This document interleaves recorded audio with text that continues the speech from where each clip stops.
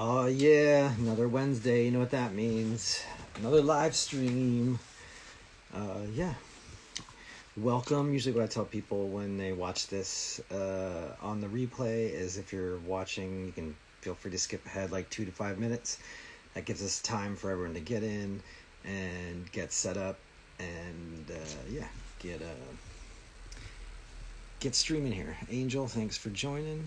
Pat, thanks for joining.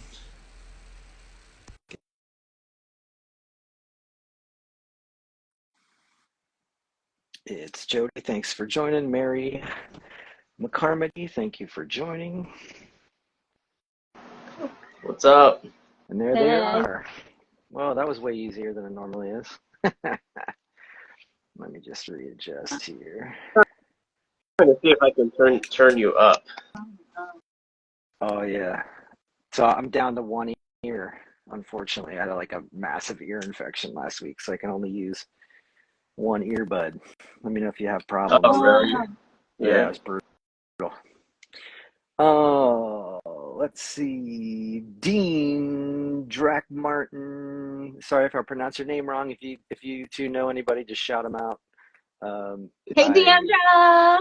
I also need glasses, so yeah, my fault. And all your handles are not the easiest to read all the time either. All right. So yeah, let's give everyone a sec to get in here, and then we'll get moving. I'll read something off the top, and then we'll get right into questions. Deandra says, hey, bro, D2447, thank you for joining.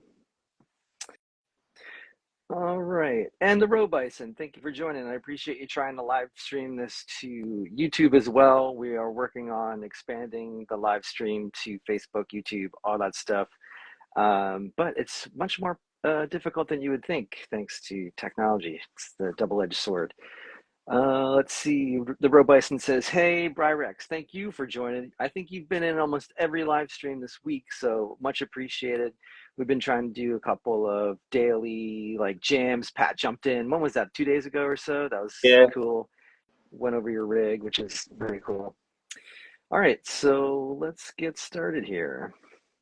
All right, hello and welcome to the Bellwether Ritual live stream where we discuss music, the local Lehigh Valley, PA, and beyond scene, bands, social media, and more. Today is Wednesday, September 20th already, which is crazy. My name is Mike, and I'm the vocalist and guitarist of Bellwether Ritual. Hope you had a good week. Just some quick notes here. Our next show will be a Halloween show, October 28th, which is a Saturday at the Flying V Poutineery in Bethlehem, PA. I've not had poutine yet, so we're talking about doing some fun stuff with that. Have you all been there yet? No, but I've had poutine before. Oh, okay. That's good. Yeah, Is it worth it's the, just like the hype? it's like French fries with like gravy on them. Yeah. Yeah, we were talking about I mean, it's good, but it's not good for you at all. that's why it's good. Yeah, we were talking about maybe doing bobbing for poutine, so we'll see.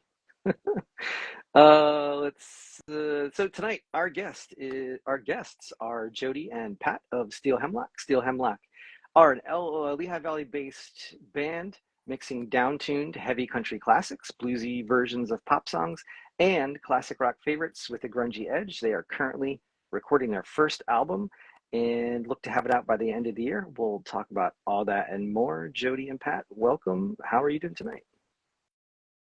We're good. We're pretty good. We just finished practice, so we're a little tired. Oh, okay, cool. Yeah. I had to do that yesterday, right before Lehigh Valley with Love. Thank you for joining, man. It's good to see you in here. Yeah, we're doing a live stream and then I'm right into a band meeting. So yeah, I feel your pain. So the Roe Bison says, I watched a few after the fact. Sounds kind of nasty. I don't know what you're talking. Oh, the poutine, the bobbing for poutine. Come on, man. Classic stuff. All right, so let's start. Is there anything you'd like to plug right off the top? I know you got some gigs coming up, all that good stuff. Yeah, we have a gig at the Alley in Pottstown on September 30th. All right, and then what's the other one in Valley Hotel? we just got another gig lined up like a day ago. Valley Hotel's gonna be Saturday, November 18th. So the alley on the 30th of September will hopefully be really good weather because it's outside, and that one's 30 to 9:30. And then the Valley Hotel in November on the 18th, that will be inside, and that's going to be a longer one. We're doing 7 to 11. Oh, by yourself? No, that's our full band. No, but I mean, just the band by itself covering 4 hours? Oh Yeah, yeah, yeah. yeah. Oh, man, yeah, bless you. I've done a couple of those shows. That's a long time. Yeah, Yeah. most of the shows we're playing are like 3 hours. We did Sometimes. 4 Yeah. like twice on guitar solo. It's a marathon for sure. You got to pace yourself. Yeah. Do you actually really quickly just want to talk about that? Like, how do you prepare for something that long? Like, we're talking about a 30-minute set for the Poutineery, but how do you handle that? Well, usually we have 2 set lists, and we'll go over one week, and then the next week we go over another one, and we just run right through them. And then if we have a gap in between, we'll have gigs like the songs we're weak on, then we'll practice, and our originals will practice more than too. But a lot of the time, it's just like keeping up on the set list we have, and then we're like, oh, we don't like this song. Let's sub in something else and get rid of that, and then that becomes the new set list. Like, it's slowly over time. Yeah, I think we try to stay like in like gig shape, like pretty much. Like even if we're adding new songs, like we still try to do maybe like, I don't know, what do we do? At least an hour of like our regular set list, just so like because gigs always like sneak up. We schedule them and they seem so far away, and then all of a sudden it's like, oh my God, this is in 3 weeks. So we try to keep like on top of it, so we're not like having 4 practices the week before a gig to make. Yeah. Yeah. Or you get a call from a promoter, be like, hey, what are you doing in 3 days? Right. Can you fill 4 People, hours? that happens. happens. Yeah, like For sure. just randomly. We'll have nothing lined up, and then all of a sudden, like, she's like, oh, so-and-so called me, then someone else called me, and I'm like, They all happen at once. we're actually trying to not play so many gigs over the winter because we want to record our own stuff and like finish that, get that done before next spring. Very cool. I just want to shout out some new people in here. Skull Servant Metal, thank you for joining. A Martinelli 90, thank you for joining. Chaos Guitars, Dave, thank you for joining. And Obscurity 610, who will be on the live stream in a few weeks. Thank you for joining. If you have questions for Jody or Pat, you can drop them in the comment sections, or if you have comments, you can just drop them in there as well. All right, so are you both originally from the area, or have you moved in from somewhere else? I'm from Allentown. I'm from Boyertown, so Oh, yeah, cool. Yeah, born and raised. Yep, same here. And then what was there like a thing, Pat, I know we talked a bunch, and I think I know some of these answers for you, but for our audience, what was there like a song or an experience or a person in your life that got you started in music or got your interest, peaked? Well, I mean, my dad played a guitar, so they were always in the house. And his plan for me was to be a bass player, actually. So he was like, "You're gonna play bass," and then he like got me all like hyped up, but like he never bought a bass. And then he never bought me a guitar either. But they were always around. But I'm left-handed, so I was like, "Oh, I can't play because I'm lefty." Yeah. But then I think I had like the odd moment, and this is gonna sound like super like stupid, but I think I was in grade, and the teacher, we had to like cut these like strips of paper for some reason, the paper with scissors, and like it wasn't cutting the piece of paper, and everybody's laughing at me, and he's like, well, dude, you got to use your right hand for these scissors. You can't cut it with your left hand. And I was like, dude, this is stupid. I'm not being left-handed anymore. No, like I just went. I wanted to play guitar, and I was like, I'll just play right-handed. I don't care. It took me longer to do that because, like, I don't know. I just had to get confident to like do something, even though they were always in the house. But yeah, I just played, and I had like books lying around, had like a lot of, there was like, my dad had a big record collection, so I just like got into music. I got into like Led Zeppelin and Black Sabbath and Jimi Hendrix and a lot of older stuff, but then also listened to a lot of like 90s rock too. Like Nirvana, I was like really into Nirvana, Same. even though that was probably 10 years before I was listening to them that they were like actually a thing. I was really into that, and yeah, then I got into bluegrass. I kind of like went through every genre. I got into metal for a while. I really liked like Paul Gilbert, Steve Vai, like the Shredders, Yeah. and I wanted to be like them. And I realized after a while that I was never going to be able to play like that. So I figured that out my style right is away. definitely more of like a blues rock style. Like I'm not like Eddie Van Halen, you know. Yeah. So I can try, but it's not yeah. good. So fretting with your dominant hand then instead of the picking hand, do you think that's giving you like advantages? Like obviously the learning curve is steeper because it's kind of backwards from what you're naturally. Well, I don't know. I've seen I people kind of who are think it right-handed pick up does. guitar Like lefty. yeah, like I kind of think left-handed guitar is like a scam. It's not like No, I everyone's mean, if finding you it want to in play, just I look at it like investment. everything Yeah. else in life. Like, you know, if like you're a soldier and you're left-handed and you have like your own gun, but like your gun runs out of ammo and you got to pick up your buddy's gun, what are you gonna be like? I can't fire this because I'm left-handed. Like you're gonna die, you know? Right. So like just everything. I was just like, you know, if I write with my left hand and throw, like I don't got to do everything. But Yeah. I don't know. Maybe it might give me advantages. I really don't know. But maybe it doesn't even matter. No Yeah. idea. I haven't heard too many people actually doing that, which is cool. My brother's like mixed, like he'll do almost everything righty except like swing a bat or a golf club. It's all lefty. So it's just weird Right. how people work out that way. And how about you, Jody? How did you get into music? I was definitely like a late bloomer with that. Like I was not really like musical growing up. Nobody in my family or my parents didn't play or sing or anything. Hmm. The most music really that happened when I was growing up was me and my dad listening to Bruce Springsteen, and I always Oh, remember cool. him just like in the dad rock, and we would like listen to the lyrics and like talk about the lyrics and just like the storytelling that like Bruce Springsteen and other people like did.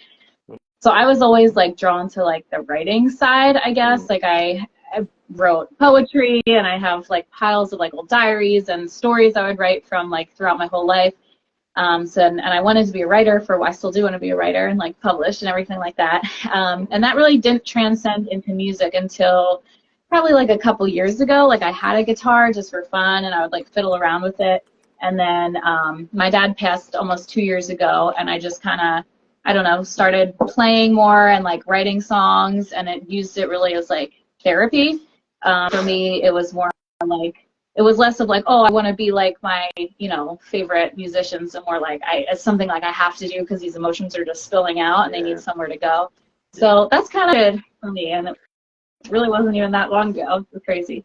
Yeah, it's well, first of all, sorry to hear that. I also lost my father a while ago, and it was a very similar, right? It's like I need to channel this into something productive here instead of like you can go so many different ways with it. Yeah. It's interesting that like it also I feel like once you catch the bug, it doesn't really take long to see like big strides in your playing and writing and things like that. Do you still have your old journals and do you I go through them from I time to do time? actually. Oh, nice. I got like a box of them from my parents' house not long ago, and I Yeah. went through like these old like poems I wrote when I was like a preteen and teenager, and I just looked through and see if there was anything that I could like capture and put as like lyrics and songs nowadays. So I like took notes on my own like writing, and I have like some things have like come over like from them. That's cool. Well, I do want to talk about writing in a second, but can you just talk through how the band started? Okay, well, You go first. we're laughing because we're like, are we gonna tell them the real story or are we gonna make sense?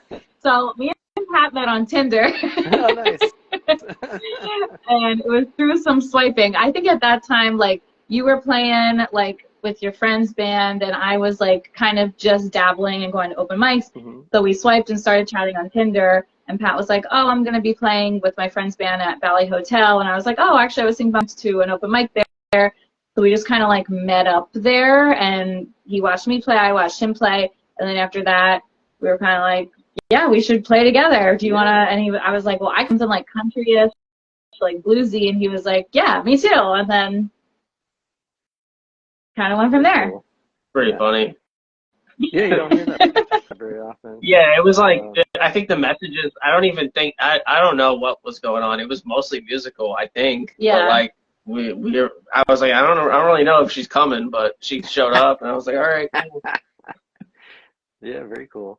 If you don't have to answer this question if you don't want to, but do you feature like you playing guitar on your pictures on online dating stuff? Is like an important thing for to. I had a little clip of me playing guitar. Did you? On your Tinder? Shit, I don't even remember, dude. I don't Like, remember. I don't think so. Like, maybe at like certain points, because yeah, I've done so many weird things. Like, I had pictures of me, because I used to have chicken. I had a picture of me with my one little chicken. I remember your chicken picture. And then I think I had one guitar picture and like a gym picture, just to like go over the whole spectrum Exactly. Yeah. of everything that I am that is weird. A lot to cover. Yeah. So what? So this is like a pet chicken, or do you like keep chickens or something? I rent this place, and it's on like 5 acres, and there's a chicken cool. coop. So landlord just like let me have chickens basically. Oh, very But they were a lot of work, you know. I had to be home like all the time, and it kind of stopped. I don't know, but yeah. And then sounds like a lot of work. a mink killed all of them. Oh, really? Like in the middle of the night, like I went in the morning and they were all dead. So, Wow. but they would get killed all the time anyway. Like hawks would get them and stuff. It's crazy. Yeah, sounds like too much work for me. Brian Wagner, thank you for joining. He was out photographing us at HMAC, so it was nice to see him again. And Carnival of Chaos, which Pat subbed in as our bass player for. So yeah, thank you both. And Sully DeVille, thank you for joining. You just had a show as well, right? At the Ruins. Just throw a post in there and let us know, and I'll read it off. All right, and then a reminder, any questions for Jody or Pat, you can throw them in the comments and we'll read them off. Okay, so that's one of the more interesting ways I've heard bands starting, so that's pretty cool. So initially, like, are you doing covers? Are you writing right away? Like, how does that work? Well, I mean, we have to do covers because we have big sets, long sets. Yeah. But I mean, like I think the end game is to be like an original band. Yeah. Oh, cool. So we probably have, I don't know, like an hour and a half or like something like that.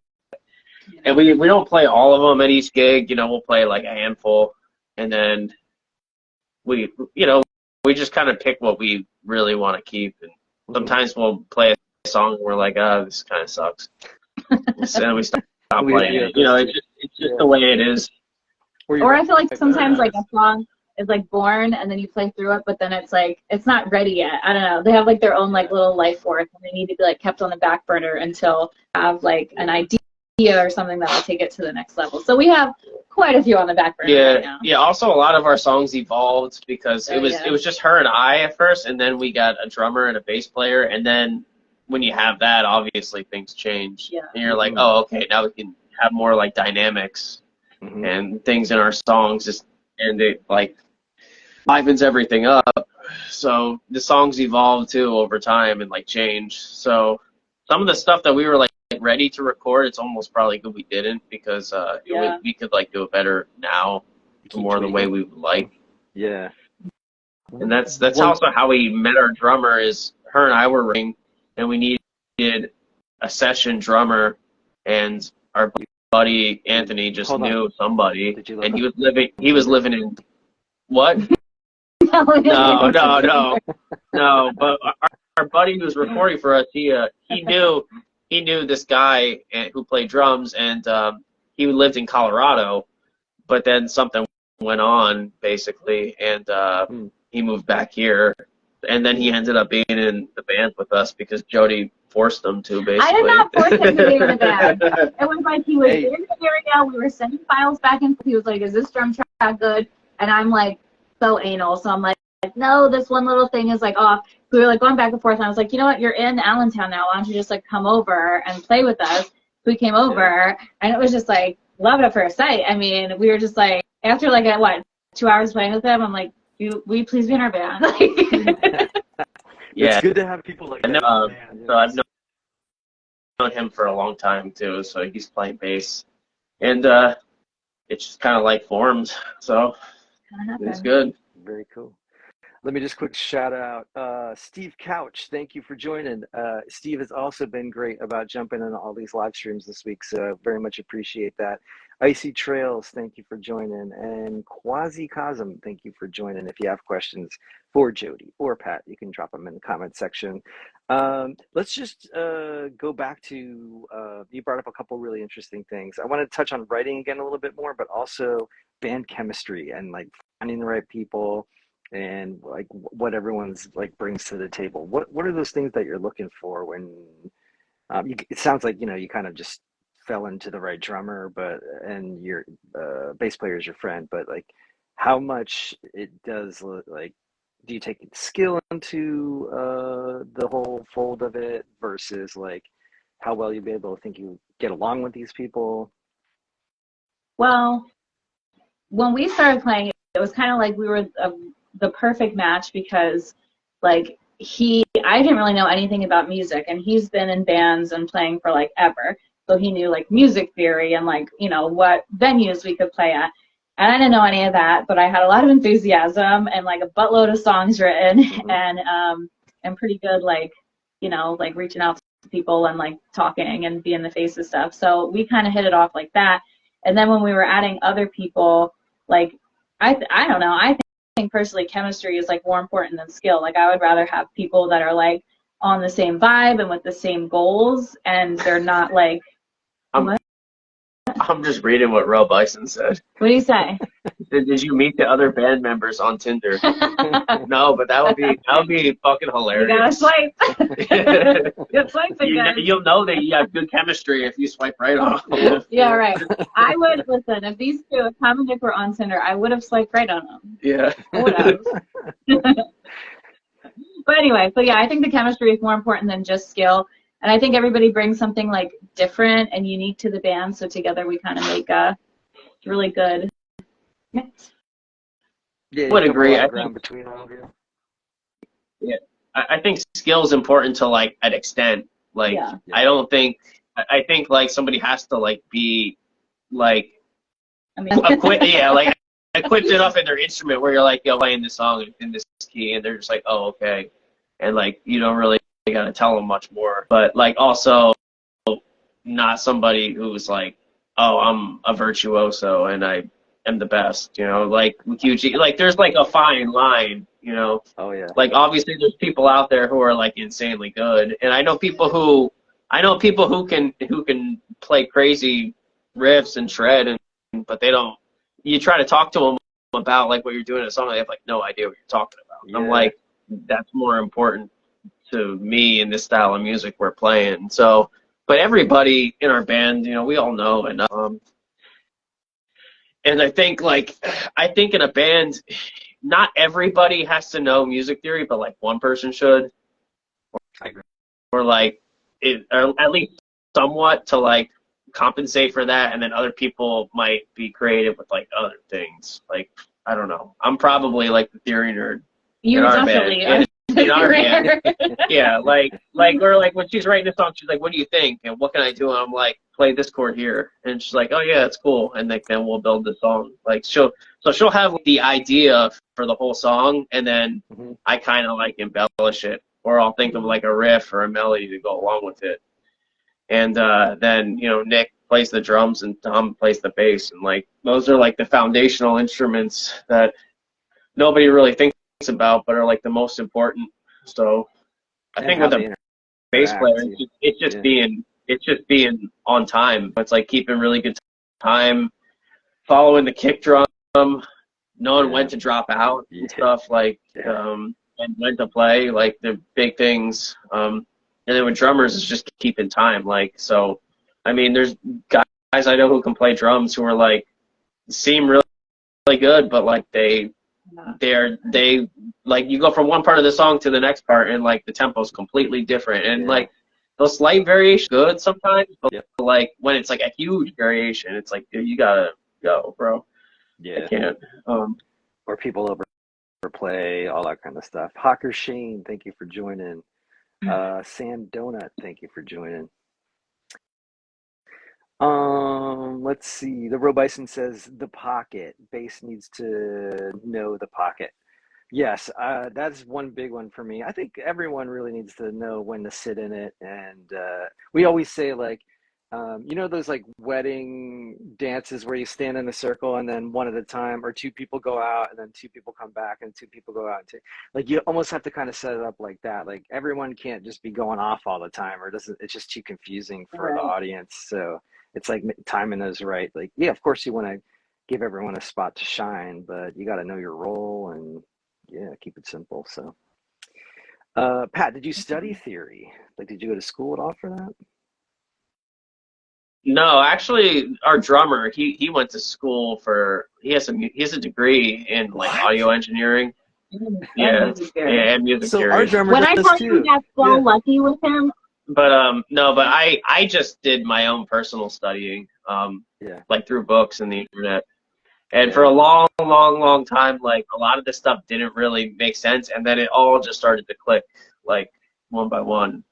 Yeah. Um, so yeah, I mean, I'm like pretty good for the most part. Like I know enough to play. I mean, I probably can't play jazz, but that's about it. I can Yeah. probably play a little bit, but No, I'm not man, like jazz is the those guys easiest. know like a different level of stuff. No, there's no Like wrong notes, you know, jazz. there is, but there isn't. Yeah, exactly. You can like theorize it away somehow. Yeah, It's like double yeah, yeah. I flat usually use something or other. like number system. Yeah. That's like Yeah, yeah, exactly. I like intervals. You know, I know all that. So that's the Yeah, big one I've been trying to do lately is like try to do, I've been trying to figure out people's tunings based on just hearing it and then intervals. Not that I'm any good at it, but it's just something I've been trying to work on because it's so much easier to pick up what people are playing, you know, without having to talk through a yeah, whole bunch of stuff too. yeah. I That, think the thing that was different with me was like I never really like learned from tabs. Like I knew a lot of people who learned from tabs.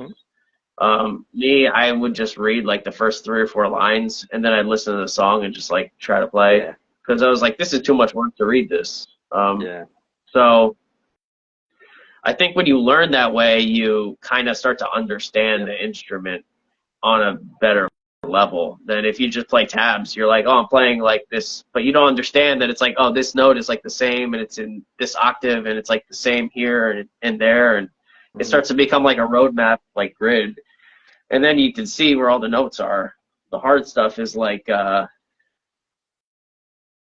especially with country music hmm, and blues, is like oh, I want to like play an E, but I want to bend from a D to an E. You know, that type of right, stuff. Like yeah, when you're playing on the wrong fret and you're trying to like bend like really accurate with that, I think that's harder. And I guess you could like my mind works that way when I think about it, but I don't think a lot of people think about it that way. I don't know. for sure. And I think there's, for me anyway, there's a point where it's like you do the study and you do the theory, and then at some point, for me anyway, I just like to forget about it and try to go by like your gut or your ear or whatever, and then come back, like come back, apply theory, and kind of smooth everything out too. Right, right. Let's see. The Roe Bison says jazz players can't play jazz. Yeah, there's no wrong notes, right? Or you know what? Someone said, I think it was Victor Wooten. Not that I'm a huge Victor Wooten fan or anything. Obviously, an amazing player, but he was like, "You're only a half step away. If you play a wrong note, you're only a half step away from the right note Yeah, either way." I So saw it that kind video. of builds your confidence. Yeah, right. It was a confidence builder because it's just like, oh yeah, you're not as lost as you might feel at the Yeah. time. Let's see. Ink or Int01. I'm sorry, I need glasses. Thank you for joining. Okay, so speaking of tunings, are you standard? Do you switch? Yeah, how does that work? Nah, we're in standard tuning Drop for D the every most part. song. For the Drop most D song every we're song. Are there country songs that are in drop D? uh, That's a good question. I don't know. yeah, I'm sure there's got yeah, to be some. some. Yeah, I play a baritone, so that it gets like it gets lower That's for that right. Yeah. stuff. And then she'll just play her Yep. guitar. So, Regular. and that, Where yeah, do you break that out? Like, is there a specific? Yeah. um, actually, like we do like a couple pop covers, and I play the baritone on it, and they become like heavy and really fun. Yeah. Yeah. Like we did like Royals, like some of the ones that are, Yeah. especially if it's in like a goofy key, like if it's in like, I don't know, F sharp or something, or F. Yeah. So like it's just in a better spot, Hmm. and then you can get like all those chords that are in that key, like E flat and like A flat, and like the stupid chords that suck Hmm. to play on a standard two guitar unless you tune down a half step. Yep. You could just play them on a baritone, Yep. and they sound good. So that's Yeah. that's kind of the That's way I cool. use that tool. Or if you're playing in B, you can be a whole octave lower, than the other guitar, which is pretty crazy too. And I think her voice is kind of like that's kind of her range. It's like between like A, like it's like fifth fret on up, kind of. Yeah, he says So that's what I was gonna. I don't know. What's that? He says Go ahead, that's my someone. sweet Sorry. spot, but I don't Yeah. know. So sometimes we're playing in like those keys, Is like it? B or C, and I'm like, I could play a whole octave lower, and it's kind of cool for Yep. certain stuff. Yeah. I think that was important. I did a lot of down tuning and up tuning and try to find like where vocals are comfortable. I'm still not sure I'm totally comfortable with it. We kind of go back and forth on this all the time, but I do think that's like one of the like finding the top end of your range and then where you end up sounding good. Like you're saying, a sweet spot is really important, and knowing what those keys are and sticking to those as much as possible. The Roe Bison says, "I love baritones. I have three myself." All right, I don't have much experience with baritones. Our guitar player Shane is like jonesing for one to kind of mix that in there too. So maybe we'll get into that. And then Roe Bison also says, "What do you tune your baritone Uh, to?" B standard tuning. Yeah, I think he's down in like you have to post it in there, Roe Bison. I think he said he's in G sharp or something like that, like real low, drop G sharp or something. Yeah, it gets to the point where it kind of mixes in with bass too, like some of uh, the modern metal bands too. All right, so I'm gonna go back to songwriting real quick because yeah, G sharp standard. Okay, cool. Um, so I mean, do songs start from like I know you were talking about pulling ideas from wherever your journals or having a riff. Is there a process? Jody, are you like do you find a theme that you like first, or like a lyric or something, and then try to build on that, or does Pat bring in a riff? I would say so. Most of what we've done so far has been like me starting. Goodbye.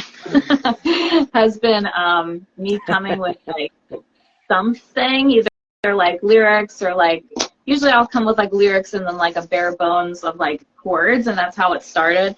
And then like I think it's like I took a lot of writing classes, and we used to just do like a lot of exercises about how to just creative writing, how to do different things and So important. start writing with the Yeah. end of the story, or start like just like different little things like that. So I try to do that with songwriting also, and not just like sit down and like write like what I'm feeling that day, which can be a great song. But then also like we did some exercises. One of the songs we play, like we were playing in my backyard, and I was just like, okay, we have like a pretty cool like melody. We were just like jamming, and we had this like bluegrassy kind of thing. And I was like, what should it be about? And he was just like literally looking around and like giving me like words, and I like took those words and like made something out of it. So that was cool. And then another song we have was based on like a paragraph in a Jack Kerouac book I was reading, and I was like, I want to write something about this emotion. So I try to like really like switch it up so that all our songs aren't like sounding the same, and just like to keep the process like fun and invigorating for me.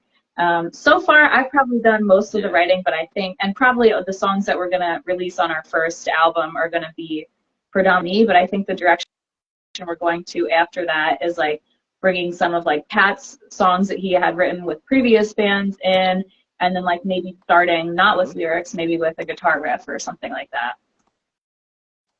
Yeah.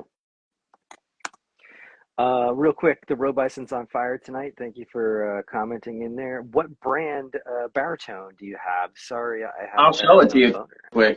Get it out. Yeah, grab that thing. Cool. So Jody, we're in the process of like trying to pick what direction, not pick like a direction, but like kind of guide. We have a whole bunch of songs that are a little bit all over the place, and we're trying to figure out which direction we want to kind of mainly go through the same process, do you think?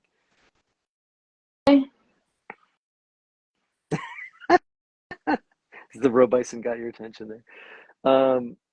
So we're in the process of, we have like a lot of our initial songs, like everyone's kind of throwing their stuff in, and it's a little all over the place, and we're trying to like hone down a direction a little bit more. Do you feel like that's something that's going to come up for you as well? Yeah, definitely, because like we're like a gritty country rock band, so like kind of country rock with like a little bit of grit grunge attitude towards it, but that's not like what all of the band members like, and that's not like their preferred kind of music. So I feel like as we go forward and as we get ideas from like everyone, like you have to say no to certain things. You just have to be like, this isn't like, that's great, maybe that's for a side project, but that's not like this band. That's not the vision. So I feel like we're constantly like editing like songs, like covers we do, but also like ideas for originals and like directions originals go in, just to make it like, because we don't want to put out an album that's like 5 different genres in one album. Yeah, it is a serious consideration. Which direction did the bass player and drummer want to go, or what do they? Our drummer is like a pop punk kind of, like, even that's kind of his thing, like Blink-182, whatever. They must all be the same, because they're all the same dude. Ours is a recording engineer who also likes pop punk. But he really wasn't like well versed in country, but I think he seems like he's really embracing it, and he likes like folk music and stuff, so he's kind of like bringing that. Our bassist Tom, he's like more, he really likes Garfunkel and like Beatles and like more like hippie trippy stuff like that. So both of them I don't think ever played country before they were with us. That's cool. I've done that before too with bands, like just give this thing a shot, and you do end up like falling in love with different genres like that. The Roe Bison. I got the guitar. You did a little bit, but yeah, let's see. No, it's a Squire belly baritone with P90s. So I wasn't 100% sure if I was gonna like it, and it was $150. But I mean, it plays really well. Nothing was shielded in it though. I had to put shielding tape in everything. But it plays good. It plays like an $800 guitar, like when it's set up. So it's fine with me. Yeah, especially the P90s. I'm sure they can be a little noisy.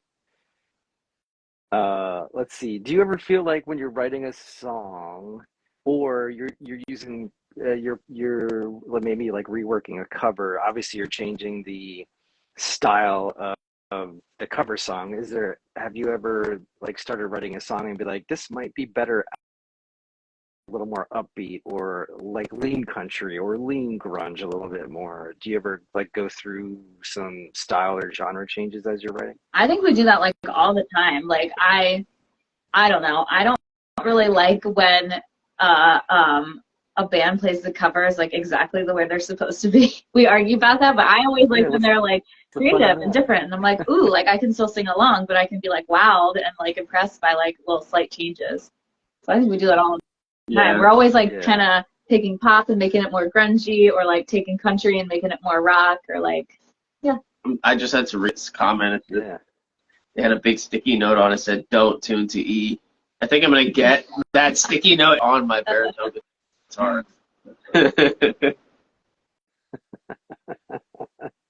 Yeah, I mean, there's certain songs where we definitely try to keep it like the same.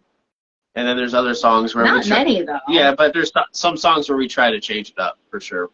Because some of the stuff we're covering is not like a guitar song. It's not like a song with like a riff or something. It might just be like something that her vocals are really good for, like her vocal style, but like we're kind of turning it into a rock song, so it's going to be completely different, you know. So yeah, I mean, we did a cover of "Toxic" by Britney Spears. Yeah, that one's cool. Yeah, and then what was it? Royals. I talked about Royals already. Those are like heavier too, which is good. Super fun. Yeah. Where was I going to go with that one? Shit, I just lost it. The Roe Bison is on a roll here, so I'm going to quick read this off. The first time I brought mine to an open mic and let someone check it out, they immediately tried to tune it up and slapped the dude's hand, I think that is, and he had a shocked Pikachu face. Yeah, I don't know why someone would want to do that. You're playing it wrong, sir. So how do you like shit, what was it? It was something with the styles. So something that isn't as guitar oriented. Are you like oh, that's what I wanted to say. I love how flexible music is, because if you keep the melody intact, you can almost change everything underneath. There's obviously some specific parts that people, especially non-musicians, are going to need to hear for them to recognize it. But I love how kind of malleable that is. And we used to do that all the time with like, we take a pop song and kind of do it like reggae-ish, or you could just do so much and it still translates to people. Let's see here. Ben Cologne, thank you for joining. He's been a busy guy, posting a lot on the shows, so that's always cool to see. So Jody, are you playing acoustic mostly, or how does that work? Yeah, I have an acoustic and an electric, but usually I just play my acoustic. I'm not like really heavy for me, honestly, so I haven't really like broken it out a whole lot for gigs.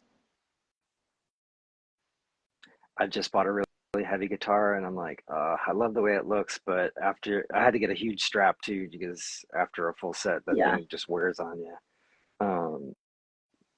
Yeah, do you have any? I know, Pat, we kind of touched on this, but do you have any like standout favorite gear that you can't like live without or perform without?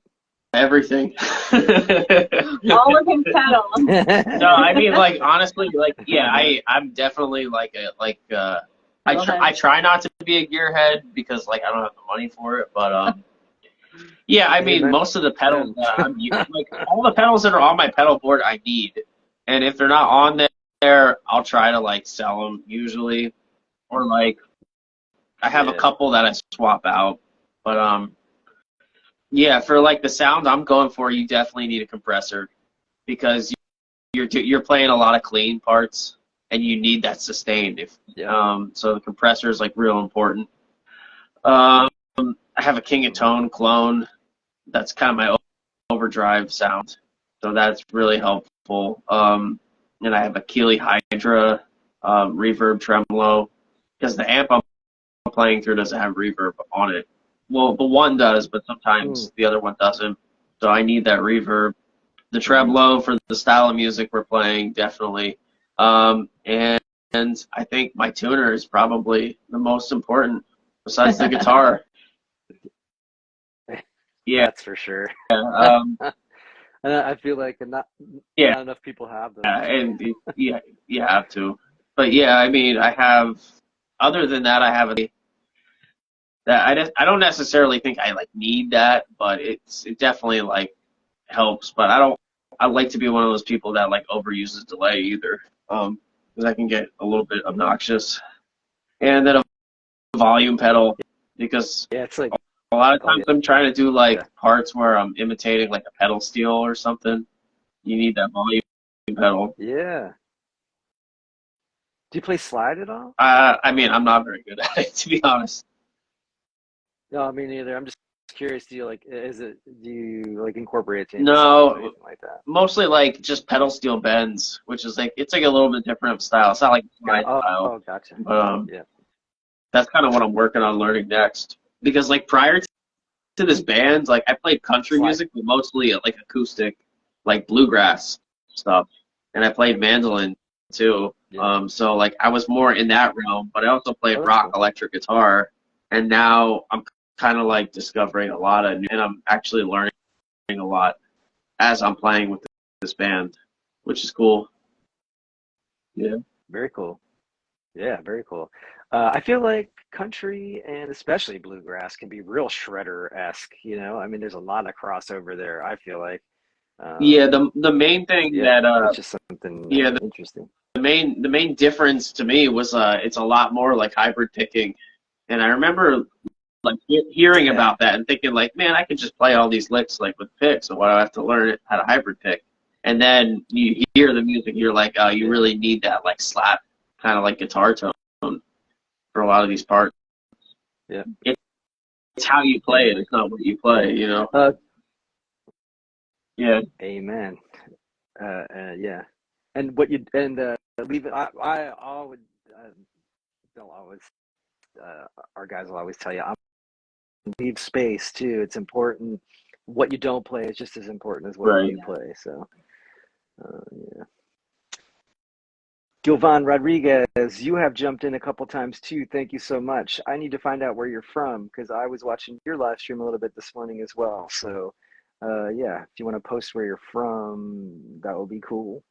The Roe Bison says, did you say you're learning slide? I love slide. Yeah. Yeah.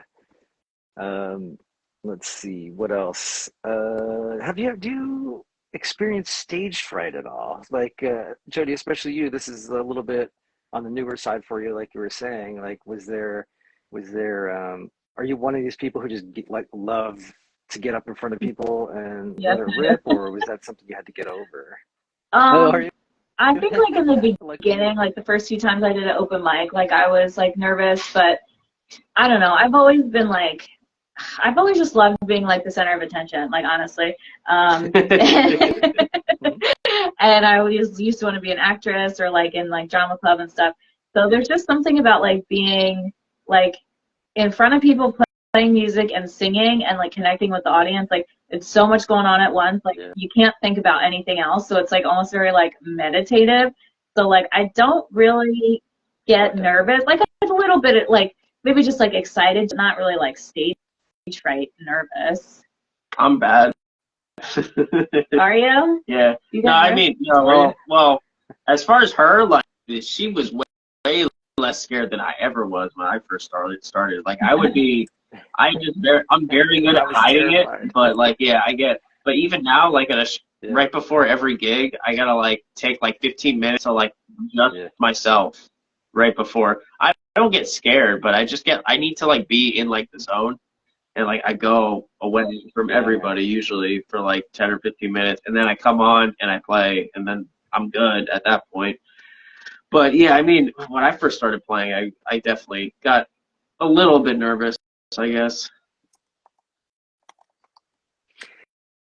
Do you have any like pre-show rituals that you do as a band? Do you like to go off by yourself and kind of, by yourself? Is there anything that you like to do, or are you like superstitious or anything? Not superstitious, but like, you like to like. I never like to say, have a good show. I always say like break a leg or something. So I guess I'm a little stitious there, but Pre band yeah. Is there ritual. We anything don't really rituals have or one for anything the you do? whole band. I mean, sometimes we've prayed. I think I'd like to do that more, just like a quick prayer before it. Oh, But that's honestly, good. go to the bathroom. That's exactly what I was gonna say. That 15 minutes that I go, I'm in the bathroom the whole like most of the time.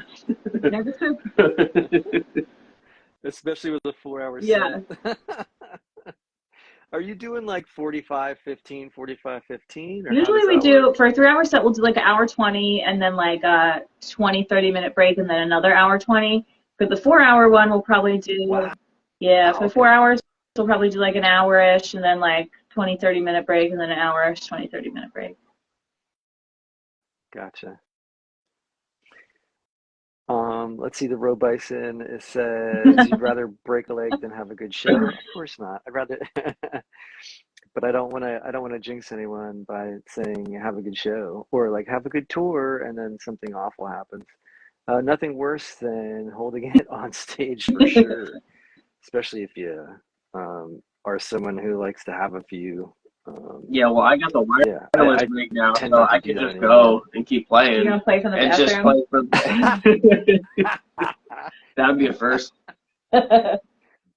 Yeah, the reverb's better in there anyway. I just went wirelessly too for the first time, and I haven't really even had a chance to. The thing I have a hard time with is I can't really get away from, and Jody, you could probably speak to this too. I can't really get away from the mic. Really, like guitar solos are the only time I can have significant time to like move or get away from the mic because Right. the next verse or the chorus is coming up. Is that similar for Yeah. you? Yeah. I want a wireless setup too, though, because I don't know about you. I just like step on my cord all the time and it falls out. That's Oh, it's awful. awful. Yeah. Yeah, she got That was unplugged one that time. was the main I reason. got unplugged in the middle of a song Yeah. during a gig, and nobody noticed. I was like, guys, if my guitar So playing is I just that had that bad that you happen have at to a turn me that far down, like, that's funny, you know? I had that happen at a rehearsal, and didn't notice either. And I was like, shit, maybe I need to either turn up or pay attention more. Our bass player like pointed to the ground, and I was like, what the hell's going on? Yeah, totally pulled it out. Um, what about talk to me a little bit about the Lehigh Valley music scene. Like, what is your impression of it?